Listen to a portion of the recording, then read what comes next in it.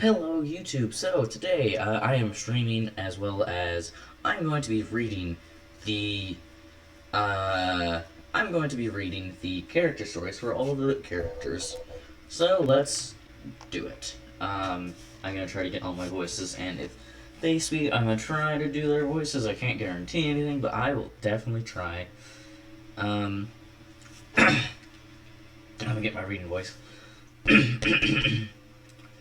Rex Lapis has brought prosperity and plenty to Liyue Harbor, and his rule and majesty have long passed into show and song, much to the delight of the people. But for someone in such proximity to a god, Keqing seems to lack the prerequisite, or the requisite, respect the most.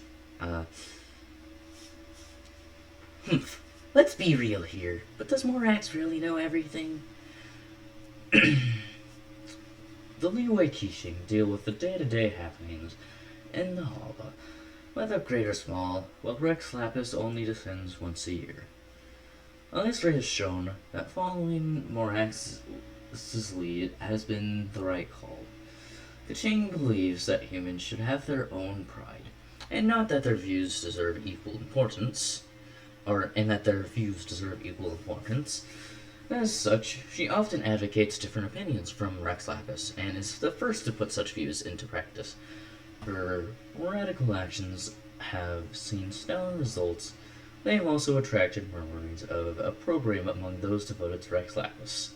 And opprobrium, I have looked it up. It means, it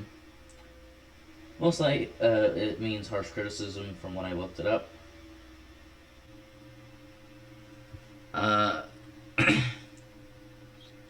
Anyway, heretical action, as Keqing sees it, such opposition are the excuses of those who have grown complacent under the aegis of their deity, and do not consider the future of humanity of their own accord. But someone must walk on the front line of the epoch and create a new path with their own hands, and the Yuang Star is determined to do her part in this endeavor. Next, we're going to the character stories, and we've got hers all the way up to her survival pen. Can't wait to get all of her stories, because Keqing is definitely one of my favorites. I really like her. Anyway. Keqing is the daughter of an illustrious Liyue family with a proud lineage. She is better acquainted than most with the influence that Rex Lapis has over the people of Liyue. Once every few years, an almost cyclical faction, a major reshuffle, hits Liyue's economy. After the writer's ascension, once Rex Lapis's new policies are announced, some families celebrate while others grieve. The poor hope it will offer them the chance to finally make their fortunes, while the wealthy pray that theirs will not be swept away in the changing tides. Rather than carefully analyzing the economic climate, merchants are more prone to make investments based on belief.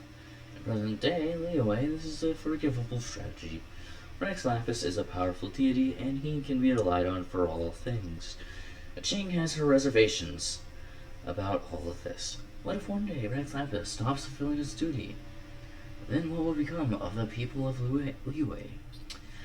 Liyue's present prosperity is akin to a magnificent sandcastle on the beach, but it does not have the luxury of deciding when the tide will come.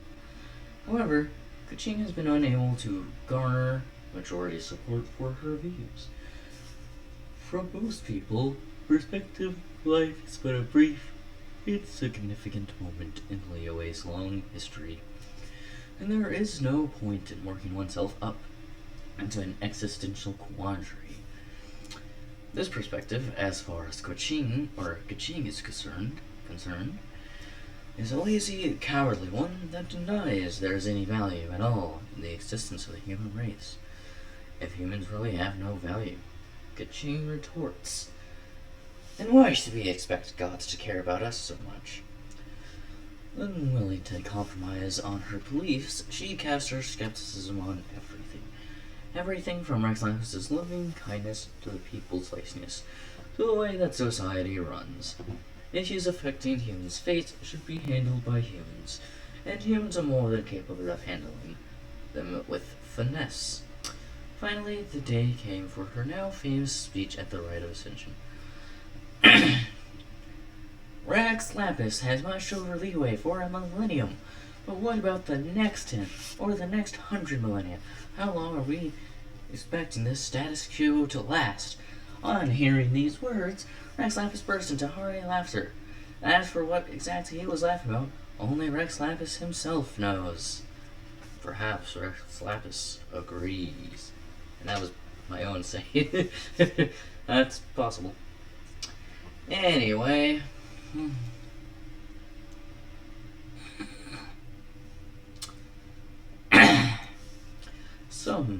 Starting with the character story too.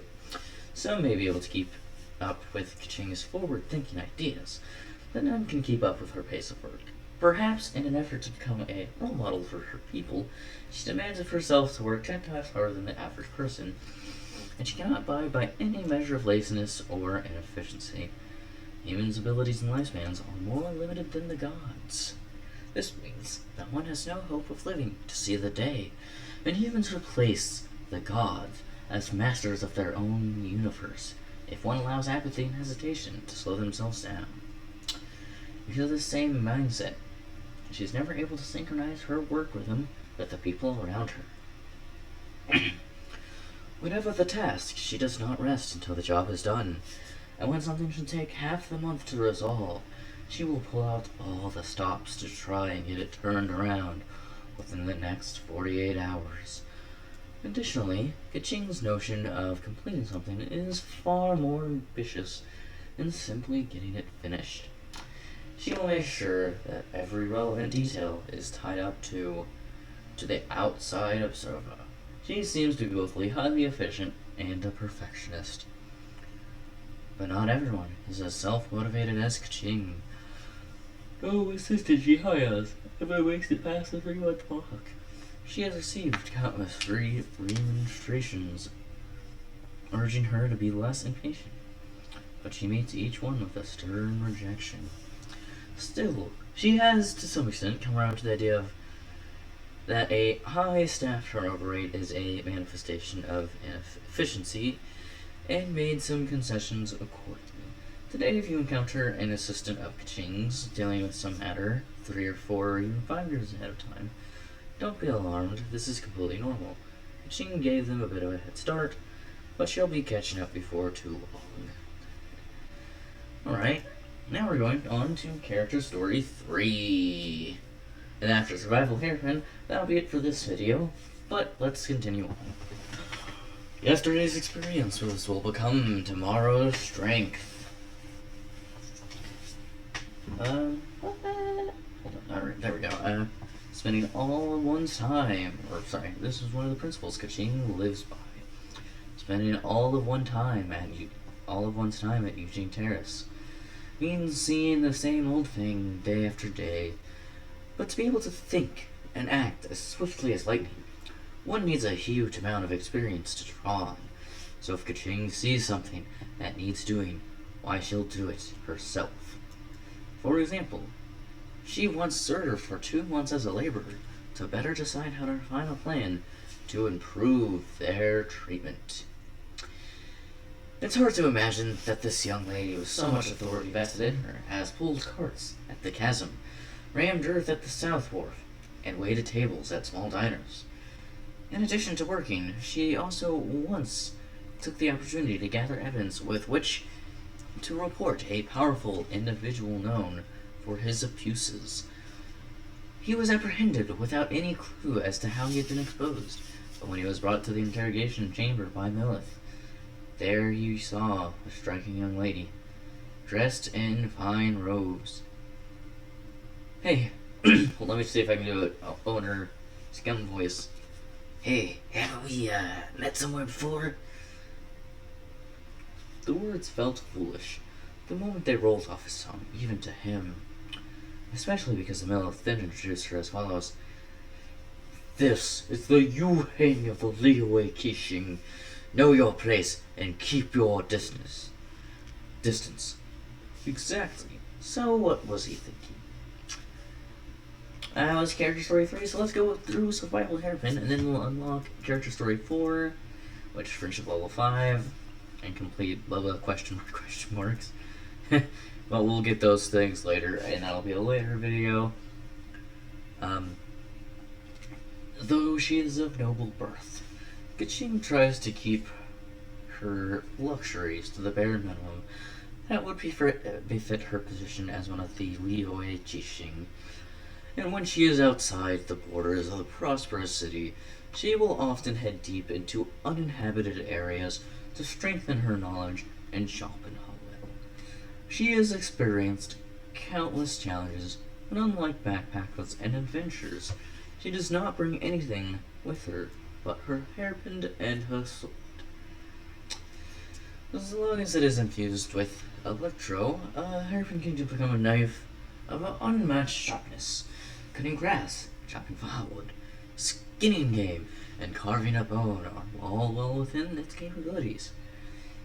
If faced with a drop of great height, she only needs to pin it into the ground, tie items to it, and rappel down. It also serves as an incredibly sensitive security device when camping out. Any unusual movements nearby will cause it, when tipped over and placed perpendicular to the ground, to alert and awaken Keqing immediately. It can be even used to fish. Keqing just hurls it into the water when she's feeling peckish. There'll always be a few fish that will be knocked out by the electric shock. And of course, finding a stick to grill the fish on is not a problem either. Some narrow-minded folk have ridiculed Keqing's hairpin for being old and worn, but this does not anger her. Indeed, she considers it a point of pride. Its weathered form is what gives it its charm. Hold on, let me speak in Keqing voice. Its weathered form is what gives it charm.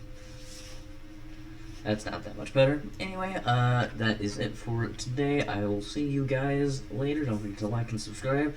And I will see you guys next time.